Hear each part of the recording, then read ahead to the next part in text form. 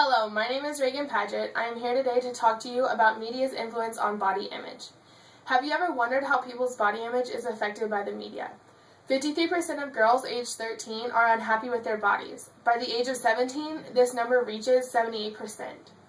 I have been doing research for many weeks and months, and I have realized that this is a topic that needs to be addressed and fixed because it is causing many problems throughout society.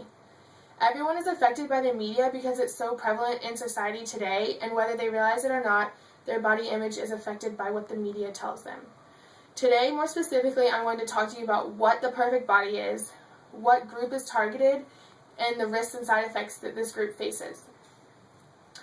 First, I'd like to move on and talk about what the perfect body is. Although there is no specific definition of what the perfect body is, the media has chiseled out what they feel the perfect body is. I'm going to show you a 30-second clip of what the media has decided that the perfect body is.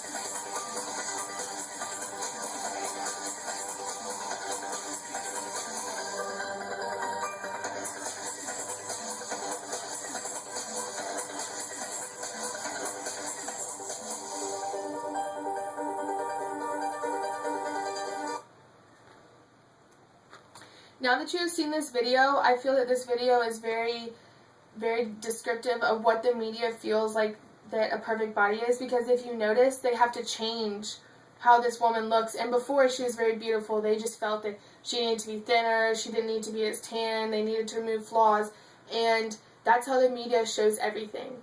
Beginning in the early 1900s with Miss America and fashion shows, they used very healthy and very perfect weight people, and the women were everyday people. They looked very nice.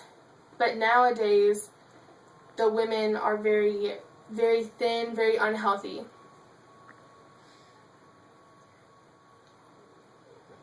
By today's standards, Marilyn Monroe was a size 10, but during her time, she was considered very thin, very healthy, very beautiful, and everyone wanted to be just like her. Today's models look like this. They're expected to be between a size 00 and a size 2, which is very unhealthy for most people and very unattainable for most people of adult age and size. Most people who are a size 00 or between a 00 and a 2 are very young, in middle school, things like that. Now that I have told you all about the different ways that the media has chiseled out the perfect body and how they feel people should look, I'm going to move on and talk to you about which group is most targeted. Next, the most targeted group of people is children and adolescents, because they're very young, very impressionable, and the media is so readily available to them through iPads, iPods, other things like that. With Wi-Fi and constant internet access, they see things all the time through the media, and most of this is not true. Most of the things that they show are not true, or they'll show pictures like the one that is still on the screen that is of very unhealthy people and tell that that's what you're supposed to look like. And because these children and adolescents are so under pressure to fit in with their friends and be just like everybody, they look up to people like Miss America contestants or fashion show models, and so they want to look just like this. And the side effects that they face are very bad. So I'm going to move on and talk about the side effects now that you know about this group of individuals that is most targeted by the media. Lastly, this group faces many health issues because they feel that they need to fit in, like I talked about earlier, because they're under pressure to fit in with many of their classmates and their friends who might be thinner than they are, or look healthier, or look way underweight compared to them. So many of these children and adolescents face things like anorexia, bulimia, starvation, self-harm, just because they want to fit in with their friends. This is a picture of a girl that has bulimia because she feels that she's not good enough. It's a campaign that they do for people to send in pictures of how they feel like they're not good enough, and then they send in other pictures and they show how that they've changed their bodies and how that they feel that they're good enough now. So this is one that shows a lot. It's their main campaign page about how bad they feel about themselves, how they're not good enough.